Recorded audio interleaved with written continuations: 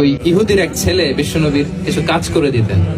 অনেকদিন হলো ছেলেটা আসে না, ছোট্ট ইহুদি ছেলে, মোবাইল বন্ধ, ছোট্ট ইহুদি ছেলে আসে না। খোঁজ নিলেন, শুনলেন সে অসুস্থ। শুনলেন ইহুদি ছোট্ট ছেলেটা কি বিশ্বনবী দেখতে গেলেন। মুসলিম শিশুকে দেখতে গেলেন নাকি? কোন ধর্মের শিশু? তার মানে আপনার প্রতিবেশী যদি হিন্দু হয়, বৌদ্ধ হয়, খ্রিস্টান হয়, দ্যাট ডাজন্ট ম্যাটার, আপনি তার বিপদে আপদে পাশে থাকবেন। এটাই ইসলামের শিক্ষা, ঠিক কিনা বলেন?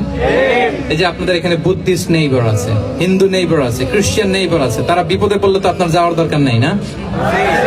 যাবেন, খোঁজ খবর নিবেন, ভিজিট করবেন, পাশে দাঁড়াবেন। আপনি যে তাদের খোঁজ খবর নিতেছেন, মুসলিম হয়েও আপনি এত চমৎকার আচরণের, এটা দেখেই অনেকে কালিমা পড়ে মুসলমান হয়ে যাবে। এটাই তো দ্য বিউটি অফ ইসলাম, ইসলামের সৌন্দর্য। বিশ্বনবী হিন্দু মুসলিম ইহুদি বাছেন নাই, ছোট্ট ইহুদিটাকে দেখতে গেলেন। যে দেখে হায় রে, কাতর হয়ে সে বিছানায় মৃত্যু শয্যায় শুয়ে আছে। বাচ্চাটার মাথায় হাত বুলিয়ে দিলেন। হাত বুলিয়ে বাচ্চাটাকে, ইহুদি বাচ্চাটাকে বললেন, আসলিম, হে শিশু, তুমি ইসলাম ধর্ম গ্রহণ করো। এখন ছোট্ট মানুষ, তার বাবা আবার পাশে দাঁড়িয়েছে, আব্বা কি বলে না বলে, সে নাযারা ইলা ওয়াজহি আবি, বাবার দিকে তাকালেন।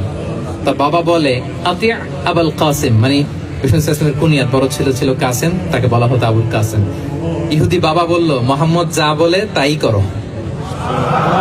সাথে সাথে সে বলল, আশহাদু আল্লা ইলাহা ইল্লাল্লাহ ওয়া আশহাদু আন্না মুহাম্মাদুর রাসূলুল্লাহ। বিশ্বনবী বেরোয়ার সময় বললেন, আলহামদুলিল্লাহিল্লাযী আনকাযাহু মিনান নার, প্রশংসা সে আল্লাহর যে একটু আগে জাহান্নামী হওয়ার কথা ছিল, মুহূর্তে কালেমার মধ্য দিয়ে তাকে জান্নাতি বানিয়ে দিলেন। দেখেন প্রতিবেশীর সাথে কি আচরণ। ইহুদি প্রতিবেশীর পাশে দাঁড়িয়েছেন, অসুস্থ, ভিজিট করেছেন। আমরা যেন আমাদের প্রতিবেশীর খোঁজ রাখি। অভুক্ত প্রতিবেশী রেখে আপনি পেট পুরে খেয়ে তাহাজ্জুদ পড়লে ওই তাহাজ্জুদ আল্লাহর দরবারে যাবে না। খবরদার, খবরদার, আমরা যেন প্রতিবেশীর সাথে সুসম্পর্ক রাখি।